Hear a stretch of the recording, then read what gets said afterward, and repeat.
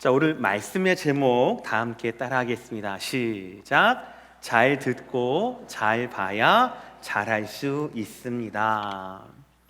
여러분들 진시황이라는 분을 잘 아실 거예요. 중국의 춘추 전국 시대를 다 마무리를 하고 처음으로 통일왕국을 세운 분이 바로 진시황이죠. 그때가 통일을 할 때가 39살 때였습니다. 정말로 대단한 리더십이 아닐 수 없지요.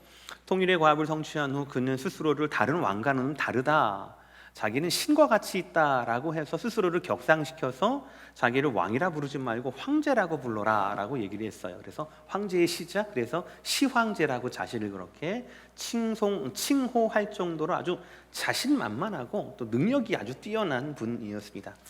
41살 때는 수십 척의 배와 5천 명이 넘는 사람들을 동방으로 보내서, 여러분 잘 아실 거예요, 늙지 않고 죽지 않는 불로불사의 신비한 약종인 불로초를 찾으라 라고 보낸 사람이 바로 이 진시황이었습니다. 물론 찾지 못했습니다. 그도 병들어 50살에 죽게 되었습니다. 영원할 것 같았던, 정말로 대단했던 그 나라도 얼마 되지 못해서 문을 닫게 됩니다. 자본주의인 현대사회에서 여러분들 가장 전 세계 최고의 부자가 누구인 줄 아십니까? 57세의 제프 베이조스라고 하는 분이에요. 이분은 얼마 전에 자기가 설립했던 아마존에서 경영 일선에서 손을 뗐지만 여전히 이분은 뉴스 메이커입니다. 그래서 이분에 대한 뉴스가 굉장히 자주 나와요. 이혼했다라든지 자신이 세웠던 우주 여행 기업을 통하여서 거의 최초인 것 같아요. 민간인 신분으로 우주 여행을 다녀오기도 하고 싶은 대로 자기의 욕망대로, 돈이 많으니까 정말 그렇게 잘 살아 있는 것 같습니다. 최근 이분에 대한 뉴스를 제가 봤는데요, 그 타이틀이 너무 재미있었어요. 바로 뭐냐면 불로장생에 꽂힌 제프 베이조스라고 하는 타이틀이었어요.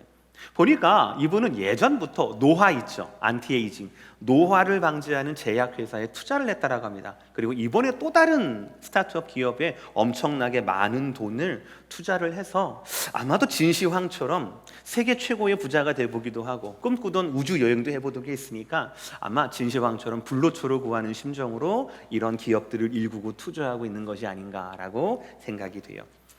여러분, 진시황처럼 누구도 가지지 못했던 당대 최고의 권력을 가진 사람도 불로초를 찾습니다. 왜일까요? 두렵기 때문이에요. 그로부터 수천 년 지난 지금도요, 전 세계 최고의 재산을 가진 사람도 늙음과 죽음, 그리고 삶의 마지막의 두려움은 어쩔 수 없는 것 같습니다. 왜 그럴까요? 마찬가지로 두려우니까요. 아무리 힘이 강하고 아무리 돈이 많고 수천 년의 기간이 있었지만 그 누구도 이 문제, 죽음의 문제, 죽음 후에 무엇이 기다릴까라고 하는 문제에 대해서는 자신 있게 답할 수 있는 사람은 아무도 없다라는 것이죠. 우리는 지난 주일 하나님으로부터 이 말씀을 들었습니다. 우리 다 함께 읽겠습니다. 고린도전서 4장 5절 맨 마지막 문장이에요. 다음 슬라이드 시작. 그때에 각 사람에게 하나님으로부터 칭찬이 있으리라. 그때에 각 사람에게 하나님으로부터 칭찬이 있으리라. 우리는 최고의 권력을 갖지 못했습니다. 최고의 부 근처에도 못 갔어요. 그럼에도 불구하고 하나님으로부터 일꾼으로서, 청지기로서 부름받은 성도들에게는 그때가, 그 마지막 날이 두려움으로, 극복하지 못할 공포로 다가오지 않습니다. 오히려 반대예요. 왜냐하면 저와 여러분이 믿는 하나님은 우리에게 그날의 상을 주실 하나님, 우리에게 그날의 칭찬을 주실 하나님이시기 때문에 그래요. 하나님도 그의 자녀들이, 우리들이 그날을 기쁨으로, 소망으로, 마치 선물을 기다리는 아이처럼 기다리기를 원하시죠. 이처럼 이 땅에 종말의 때를 살아가면서 그날을 바라보는 성도를 향한 복된 말씀, 그 말씀이 바로 요한계시록의 말씀이라는 겁니다. 우리 요한계시록 1장 3절에 요한계시록의 말씀의 목적이 나옵니다. 다 함께 읽겠습니다. 시작. 이 예언의 말씀을 읽는 자와 듣는 자와 그 가운데 기록한 것을 지키는 자는 복이 있나니 때가 가까움이라. 아멘. 아멘. 이건 복된 말씀이에요. 많은 성도들이 많은 교회에서 요한계시록 하면 벌벌벌 떨어서 차마 펼쳐보지도 못해요. 이거 너무너무 무서운 말이야. 심판에 대한 말씀이야. 맞아요, 심판에 대한 말씀이요. 그러나 우리에게는 뭐가 있다고요? 칭찬이 있다고요. 아멘이십니까? 우리에게는 칭찬이 있는 거예요. 마지막 때에 많은 성도들이 이 종말에 대해서 불안해합니다. 죽음을 두려워해요. 사실은 많은 현대인들이, 교양 있는 현대인들이 그동안에는 안 그런 척 했었거든요. 두렵지 않은 거라고 생각을 했거든요. 그런데 팬데믹 상황이 1년 반이 지나니까 그 안에 있던 것들이 삐져나온 겁니다. 모두가 다 죽을까봐, 어떻게 될까봐, 병들까봐, 병들어서 일어나지 못할까봐 라고 하는 그런 두려움들이 우리의 모든 것들을 가로막고 있어요. 그리고 어떤 제프 베이조스 같은 사람은 돈으로 이 두려움을 좀 살 수 있을 거다, 아니면 좀 두려움을 좀 익스텐스 할 수 있을 거다, 좀 미룰 수 있을 거다라고 생각하고 그렇게 믿는 사람들도 굉장히 많죠. 그러나 우리는 달라요. 우리는 마지막 때가 가까울수록 더욱 우리에게 칭찬과 상을 주실 하나님께 더욱 집중하는 사람이 바로 저와 여러분입니다. 오늘 이 요한계시록 1장의 말씀은 늙고 병들고 지치고 외로운 사도 요한에게 예수님께서 찾아오시는 말씀이에요. 처음엔 뿌옇게 보였다가, 뿌옇게 들렸다가, 많은 물소리처럼, 그런 소리, 폭포수처럼 그렇게 들렸다가 점점 가까이 다가오셔서, 사도 요한이 간 게 아니에요. 예수님이 점점 다가오셔서 예수님의 발을 만질 수 있는 정도로 가까이, 예수님의 말씀을 또렷하게 들을 수 있을 정도의 음성을, 또 예수님께서 사도 요한에게 맡기실 사명이 무엇인가를 분명히 들을 수 있을 정도로 우리에게 다가오시는 말씀이 바로 오늘의 말씀입니다. 사랑하는 성도 여러분, 오늘 우리에게 다가오셔서 들려주시고 보여주시고 맡겨주시는 하나님의 음성을, 하나님의 비전을, 하나님의 사명을 잘 듣고 잘 보고 잘 행할 수 있는 저와 여러분 모두가 되시기를 주의 이름으로 축복합니다. 아멘. 아멘. 첫 번째 질문이에요. 여러분은 주님의 부르심이 잘 들리십니까? 라는 질문이에요. 종말의 달을 살아가는 우리 성도에게 가장 중요한 것은 우리를 향한 주님의 부르심을 들으며 살아야 한다는 거예요. 양은 그 목자의 음성을 듣고라고 하셨잖아요. 우리는 주님의 음성을 항상 들어야 돼요. 요한계시록은 성경의 마지막 부분입니다.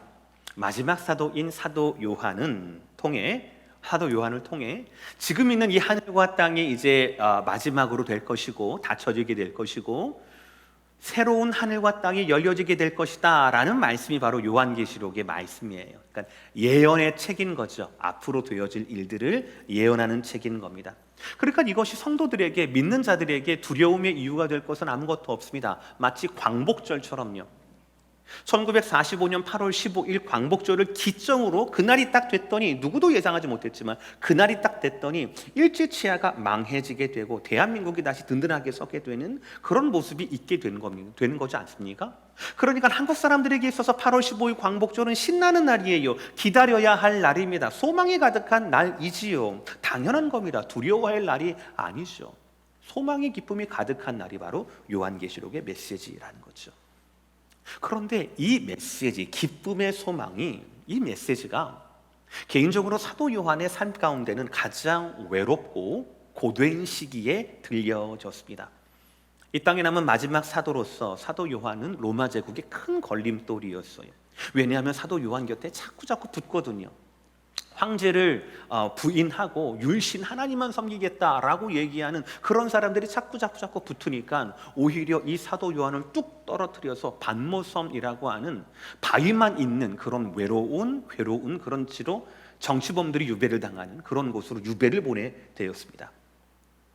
아무도 올 수 없고, 그리고 돌들로 가득한 반모섬이었어요. 제가 좀 찾아보니까 지금도 반모섬은요, 다가가기가 어려운 섬이라고 얘기를 해요. 아주 유명하대요. 신문을 보니까 많은 성도님들이 성지순례 코스로 터키에서 떠나서 반모섬까지 가는 이 코스로 많이 잡기를 원한다고 합니다. 100길로 4시간이래요. 그런데 막상 갔다가 도착하는 게 쉽지가 않다라고 얘기해요. 일기가 너무너무 안 좋대요. 그리고 예측할 수 없는 돌풍이 사방에 있다라고 합니다. 모터를 달고, 그리고 웬만한 규모가 아닌 큰 배들도 그렇게 어렵다라고 얘기를 해요. 지금이 그런데 2000년 전에는 얼마나 힘들었겠습니까? 그만큼 사람들의 발길이 드물고 외로운 곳에 사도 요한이 갇혀 있는 거예요. 그것도 거의 100세가 가까운 고령의 나이에 홀로 유배 생활을 해야 했습니다. 얼마나 괴롭고 외로운 시절이었겠습니까? 그런 그에게 주님이 찾아오시는 거예요. 그리고 주님이 음성을 들려주셔요. 7절의 말씀, 17절의 말씀 다 함께 읽겠습니다. 시작. 내가 볼 때에 그의 발 앞에 엎드러져 죽은 자같이 되매 그가 오른손을 내게 얹고 이르시되 두려워하지 말라. 나는 처음이요 마지막이니. 아멘. 여러분 상상을 해보세요. 사도 요한의 입장에서 상상을 해보세요. 자신의 형제나 자신의 동료들, 다른 사도들은 다 지금 주님 곁에서 영원한 안식을 누리고 있잖아요. 근데 자신만 남아 있는 거예요. 아마도 사도 요한은 기도할 때마다, 잠자리에 들 때마다, 그리고 어느덧 문득 외로움이 엄습할 때마다 이렇게 기도하지 않았겠습니까? 주님, 저도 속히 불러주세요. 형님, 야고보 형님을 보고 싶습니다. 베드로 사도를 좀 보고 싶어요. 저에게도 좀 안식을 주십시오라고 얼마나 기도했겠습니까? 그렇지 않습니까? 그게 아니라면 주님, 제발 이 좁고 답답한 섬에서, 이곳에서 유배지에서 좀 벗어나게 해달라고, 내가 사랑하고 섬겼던 교회와 성도들을 다시 좀 만나게 해달라고, 이 외로움을 좀 잊게 해달라고 또 그렇게 부르짖지 않았겠습니까? 그랬던 사도 요한에게 주님이 직접 찾아오시는 거예요. 그리고 말씀하셨습니다. 뭐라고요? 두려워하지 말라. 아멘. 두려워하지 말라. 아멘. 사랑하는 성도 여러분, 외로운 섬에 갇힌 채 내일 앞으로 어떻게 무슨 일이 일어날지는 모르는 하루하루를 살던 사도 요한에게 찾아오신 주님의 발걸음이 여러분 모두에게도 임하게 되기를 주의 이름으로 축복합니다. 일부 예배 때 했더니 아멘을 많이 안 하시더라고요. 예수님 오셔서 나 데려갈까 봐. 아니요, 오늘 사도 요한 데려가지 않습니다. 아멘 하셔도 됩니다. 아멘. 더 커졌어요. 감사합니다. 그 주님께서 나를 찾아오셔요. 그리고 오른손으로 나를 만져주셔요. 얼마나 감사한지 모릅니다. 이런 깊은 교제와 만짐의 역사가 여러분 모두에게 날마다 경험되어지기를 주님의 이름으로 축복합니다. 아멘. 두 번째는 이렇게 나에게 오셔서 두려워하지 말라라고 말씀하셨던 주님께서 우리에게 메시지를 주세요.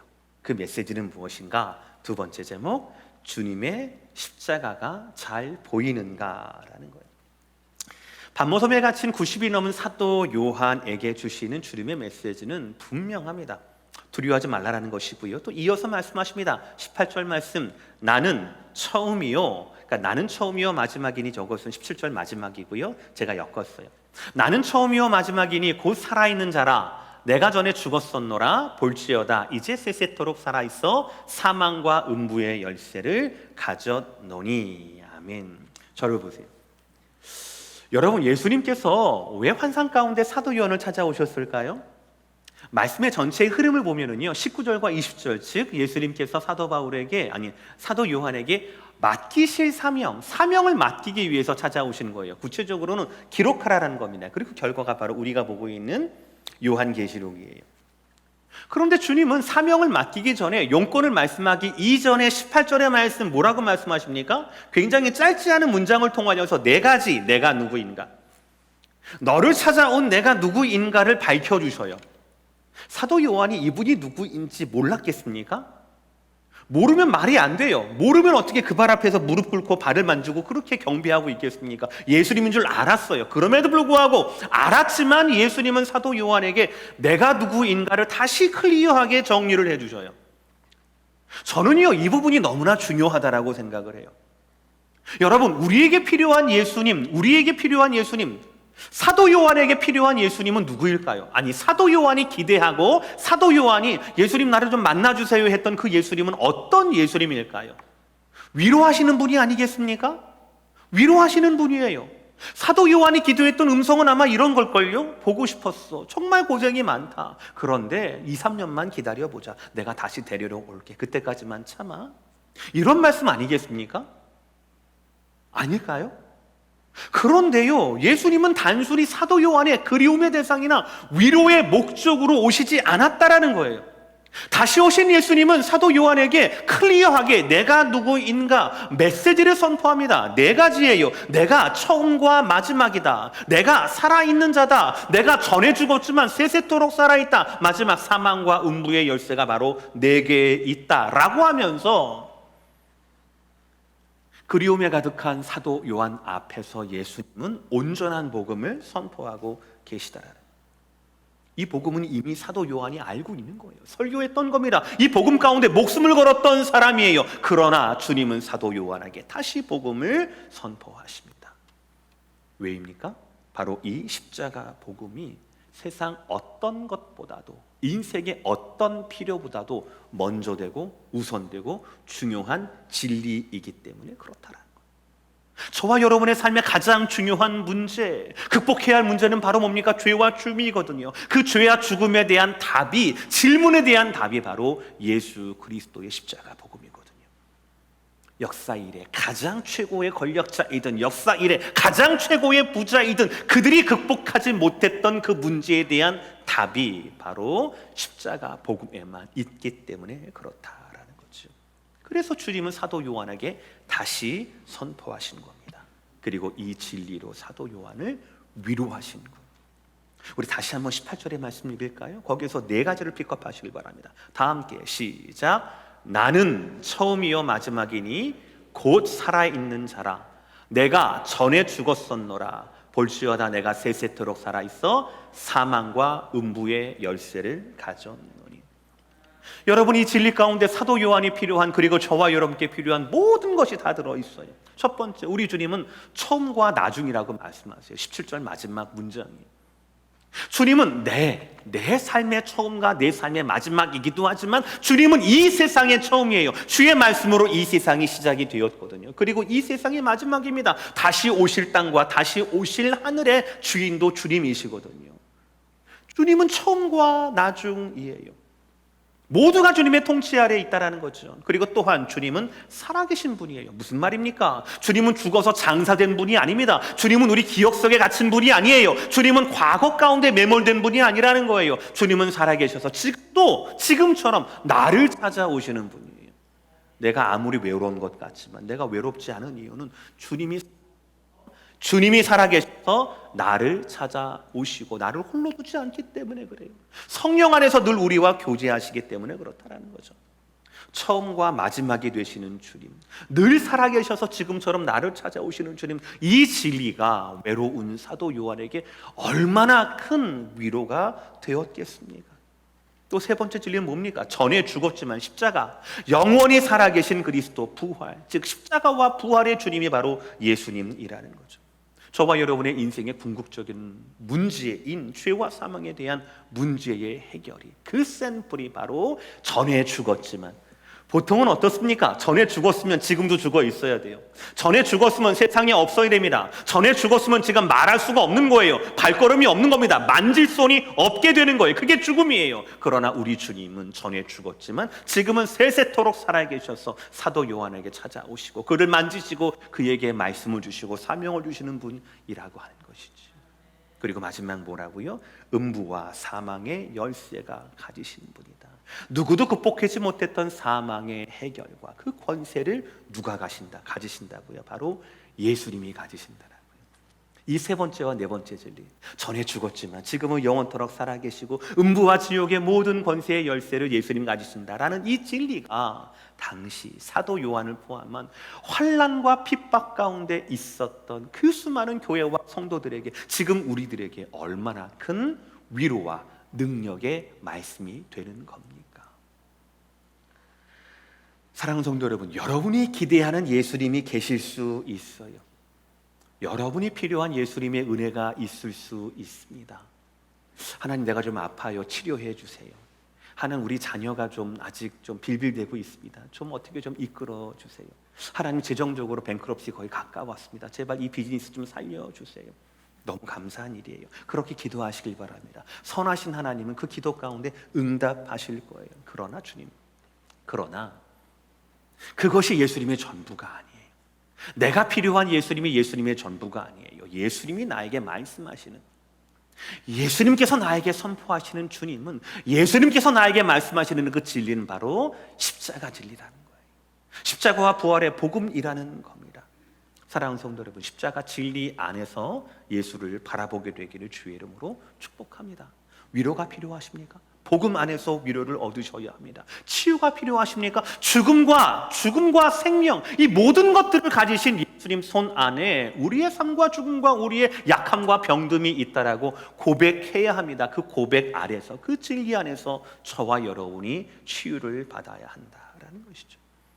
여러분 인생에 어떤 문제가 있습니까? 그 어떤 문제이든지 간에 복음 안에서 다시 그 문제를 바라보십시오. 그러면 복음 안에, 진리 안에 여러분이 찾는 필요한 답이 있다라는 것이에요. 주님의 십자가를 바라봐야 내 인생이 풀립니다. 답이 생기는 거예요. 반모섬에 갇힌 사도 요나에게 찾아오신 십자가 복음이 저와 여러분에게도 오늘도 필요하다라는 것입니다. 사랑하는 성도 여러분, 주님의 말씀을 들을 뿐 아니라 주님으로부터 십자가 복음을 더욱더 분명하게 붙잡을 수 있는 저와 여러분 모두가 되기를 주의 이름으로 축복합니다. 마지막 세 번째는 이것이에요. 주님이 맡기신 사명을 내가 잘 이행하고 있는가라는 것. 우리 다 함께 19절의 말씀 다 함께 읽어볼까요? 시작.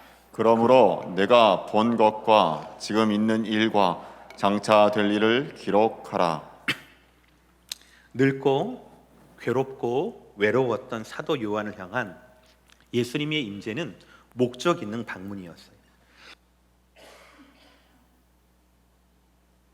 어떤 목적이었냐면 과거와 현재와 미래의 일들을 기록하라라는 사명입니다. 주님과의 만남은 늘 사명을 발견하게 합니다. 이거 우리가 외면하고 싶은 진리예요. 사도 요한을 제가 예를 들을게요. 사도 요한이 젊을 때 예수님 처음 만났을 당시를 기억하십니까? 그때 예수님께서 사도 요한에게 뭐라고 말씀하셨을까요? 사람 낚는 어부가 되라라고 했어요. 처음 만난 이후에 첫 번째 사명이 뭐였습니까? 사람 낚는 어부가 되라라는 거예요. 처음 만난 다음에 나 좋은 사람 만났어, 기인을 만났어, 참 기분이 좋대. 그래서 어떻게 됐어? 그러고 몰라. 이게 아니에요. 처음 만났으면 그 부르심 가운데 뭐가 있다고요? 첫 번째 사명이에요. 사람 낚는 어부가 되라라는 거예요. 예수님께서 이 땅을 떠나신대요. 이제 하늘에 올라가신대요. 이제 안 보신다는 겁니다. 그런데 그 만남에서도 사명이 있어요. 뭐라고 하십니까? 승천하시면서 제자들에게 뭐라고요? 너희는 예루살렘과 유대와 사마리아 땅 끝까지 이르러 내 제자가 되라. 가서 제자 삼아라라는 그런 말씀이었어요. 사도 요한은 이 사명대로 사람 낚는 어부로서 가서 제자를 삼는 이 사명대로 최선을 다해서 살아왔어요. 평생을 이 사명에 목숨을 걸었고 그렇게 세월이 흘러 여기까지 온 거예요. 주변에 같이 동역했던 사람들은 모두 주님 곁으로 갔고 이제는 홀로 남았습니다. 이제는 빨리 주님의 날이 좀 빨리 왔으면, 임재하셨으면, 나를 데려가셨으면, 이게 아마 그의 기도의 전부인 것 같은 그런 시절. 이상하지 않잖아요. 그런 가운데 주님이 찾아오신 거예요. 그런데 너무 신기하게도 첫 번째 만남처럼 두 번째 만남처럼 이번에도 마찬가지로 나를 만나신 주님이 그냥 만나고 돌아가시는 게 아니라 나를 만난 후에 뭐라고 말씀하세요? 사명을 맡기세요. 어떤 사명? 기록하라라는 말씀. 그 사명을 맡기신다라는 거예요. 여러분, 이 원리는 저와 여러분에게도 동일하게 적용이 될 수가 있는 거예요. 아니, 적용되는 원리입니다.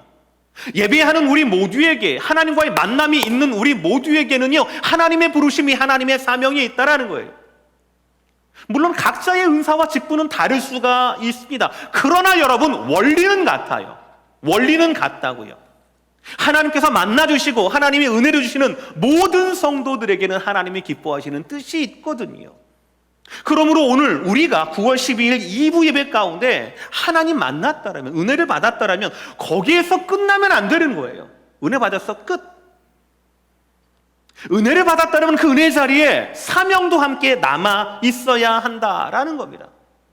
어떻게 살아야겠다, 무엇이 하나님이 기뻐하시는 것이다, 이것 말고 저것을 내가 선택해야겠다, 그렇게 결단하겠다라고 하면서 하나님 말씀해 주시는 기준에 따라 거룩과 경건을 향한 하나님의 부르심대로 살아야 하는 것, 이것이 바로 저와 여러분이 예배 때마다 붙잡아야 할 하나님의 사명이라는 거거든요. 그게 맞는 거예요.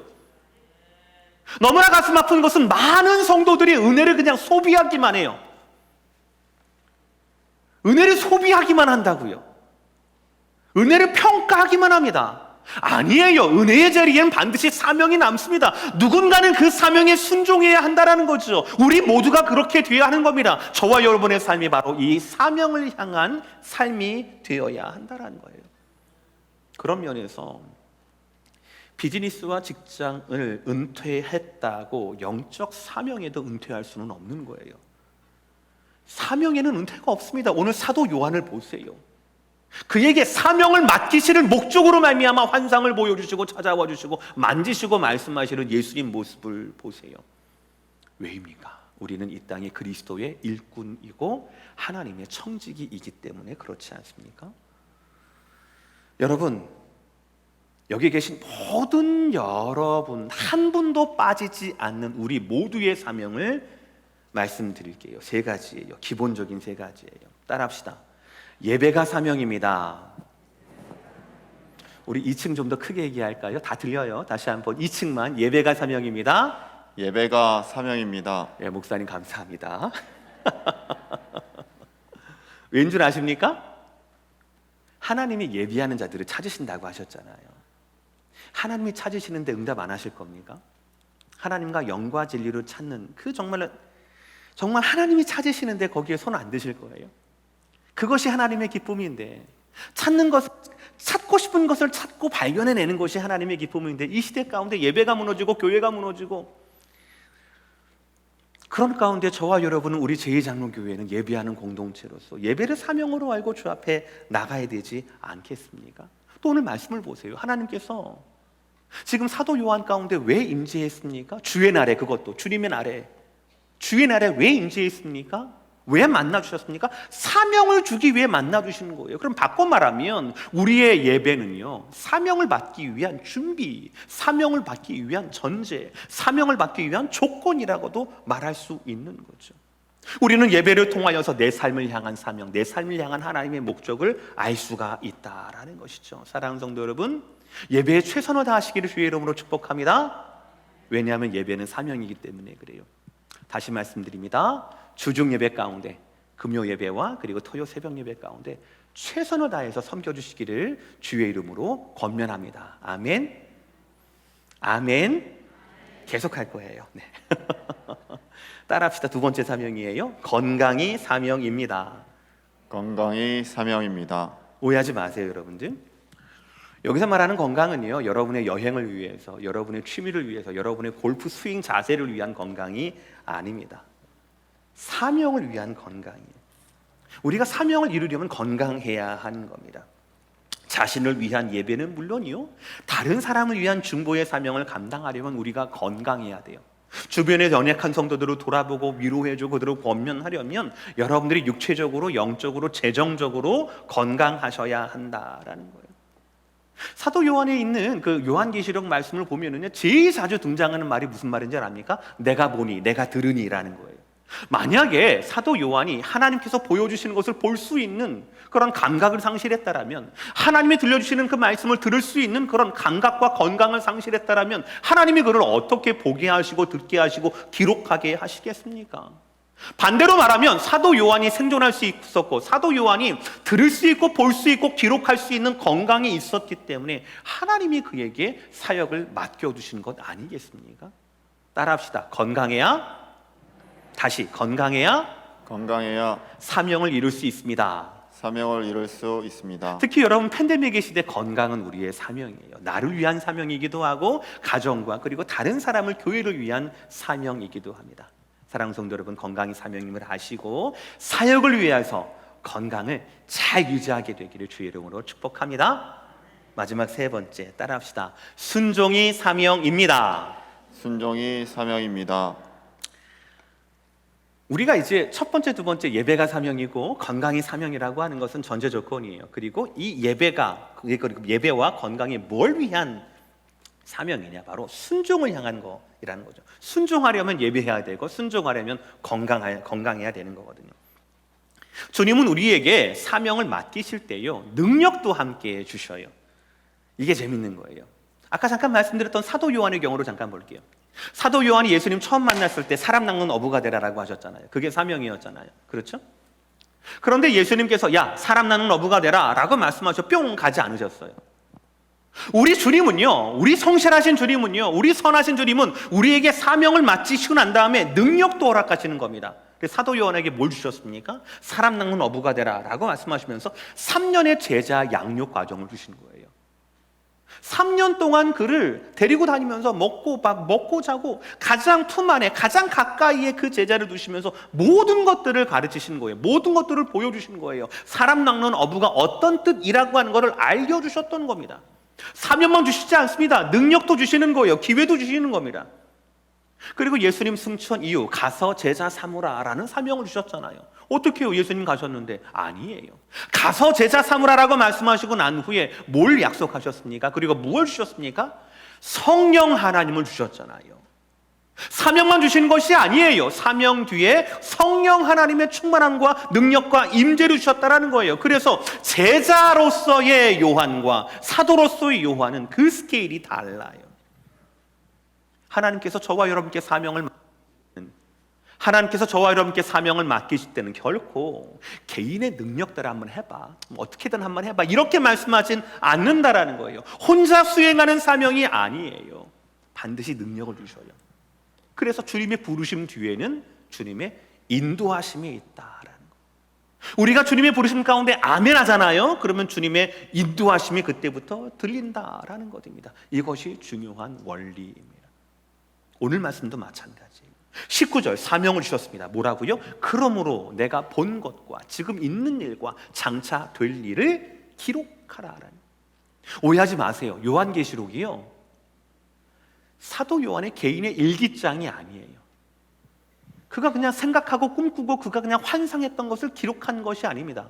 적은 것이 아니에요. 예수님께서 보여주시는 대로, 예수님께서 알려주시는 대로, 예수님께서 말씀하시는 대로 보는 것을 기록했고 들은 것을 기록한 주님의 성령의 감동으로 말미암아 남은 책이 바로 요한계시록이라는 거죠. 그럼 뭘 기록해야 할지 예수님은 다 알려주셔요. 그 말씀이 20절 말씀이에요. 다 함께 보겠습니다. 시작. 내가 본 것은 내 오른손에 7별의 비밀과 또 7 금촛대라. 7별은 7 교회의 사자요 7 촛대는 7 교회이라. 아멘. 주님이 나타나셨어요. 주님이 보여주셨습니다. 그리고 본 것이 어떠한 뜻이다 라고 알려주셔요. 사도 요한은 그것대로 기록하면 되는 겁니다. 사도 요한이 어려운 게 아니에요. 주님이 다 알려주시거든요. 디렉션을 주십니다. 인도하심을 주시거든요. 비밀이면 비밀을 알려주시고 밝혀주시는 것이 우리의 주님이라는 거예요. 그러니 사랑하는 성도 여러분, 주님의 부르심 앞에 아멘하는 것을 두려워하지 않게 되기를 바랍니다. 아멘하면 어떡하지? 나 이러다가 목회한다 그러면 어떡하지? 선교 나간다 그러면 어떡하지? 우리 남편 말려야 되는데. 아니에요. 안 부르세요. 걱정하지 마세요. 재밌는 것은 아멘하면, 신비한 것은 아멘하는 것은, 영광스러운 것은 내가 아멘하잖아요. 내 능력 보고 아멘하는 거 아니에요. 주님이 이끄실 것이기 때문에, 주님이 능력 주시니까, 주님이 인도하시길 것이기 때문에, 주님이 책임지시니까 저와 여러분이 아멘할 수 있는 것이지 우리의 능력대로는 아멘하는 것이 아닙니다. 기억하십시오. 하나님의 부르심에는 하나님의 힘주심과 인도하심이 함께 있다라고 하는 것. 그래서 주님의 부르심이 있으면 언제든지 주저없이 능력으로 아멘하는 게 아니라 믿음으로 아멘하는 저와 여러분 모두가 되시기를 주의 이름으로 축복합니다. 마지막으로 말씀드리겠습니다.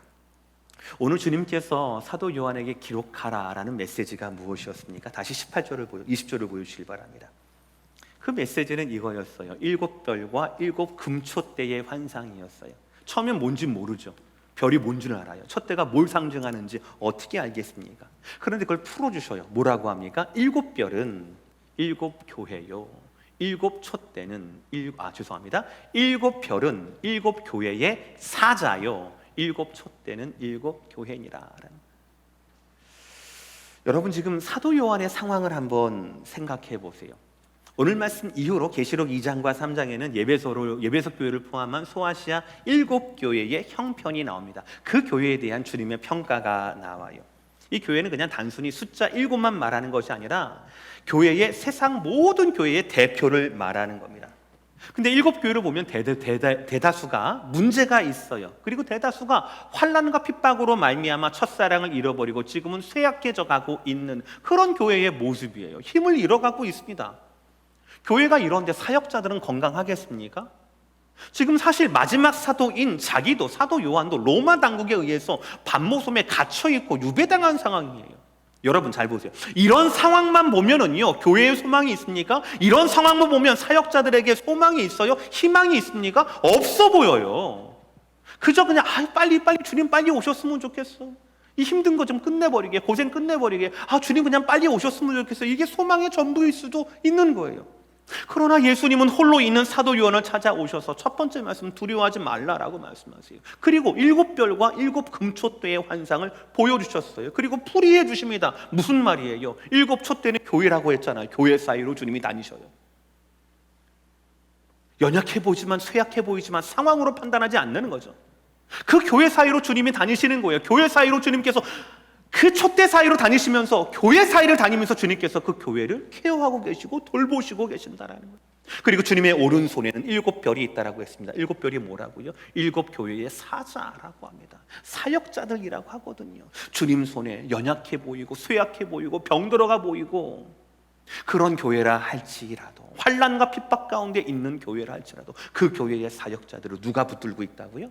주님의 오른손으로 내가 여전히 붙들고 있다. 네가 본 것을, 네가 들은 것을 기록해라.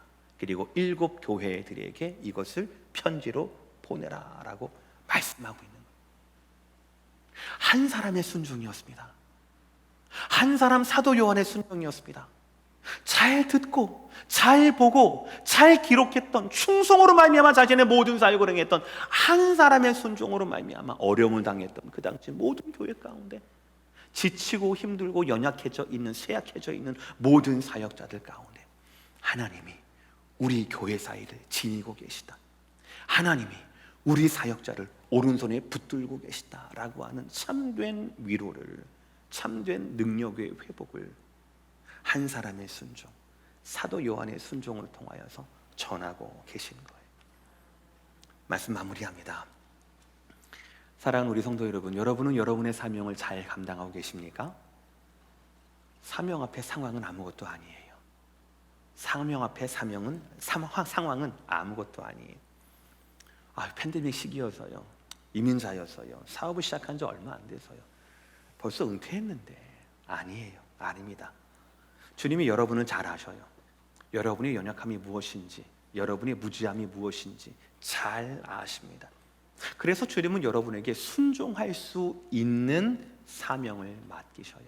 그래서 맡은 자에게 구할 것은 능력이라고 하셨습니까? 충성이라고 하셨습니까? 맡은 자에게 구할 것은 능력이 아니라 충성이라고 말씀하시거든요. 주님은 나를 아셔요. 나를 아셔요. 내 능력 안에서 나를 불러내시는 겁니다. 주님은 늙고 지치고 외로운 사도 요한에게 찾아오셨어요. 그리고 그가 할 수 있는 사명, 기록하라라는 사명을 맡기셨어요. 그는 최선을 다하여서 거기에 순종합니다. 보여주시는 것을 봅니다. 들려주시는 것을 듭니다. 그리고 알려주시는 것을 잘 기억했다가 기록을 하는 거예요. 사도 요한이 만들어낸 요한계시록이 아니잖아요. 사도 요한은 그저 순종만 했을 뿐입니다. 주님이 시키시는 대로, 들려주시는 대로, 보여주시는 대로, 알려주시는 대로 순종만 했을 뿐이에요. 저와 여러분에게도 이 순종이 필요하다라는 거죠. 사랑하는 성도 여러분, 3가지 사명을 꼭 기억하세요. 예배가 사명이라고 하는 것, 건강이 사명이라고 하는 것, 순종이 사명이라고 하는 것, 이 모든 것이 우리의 사명입니다.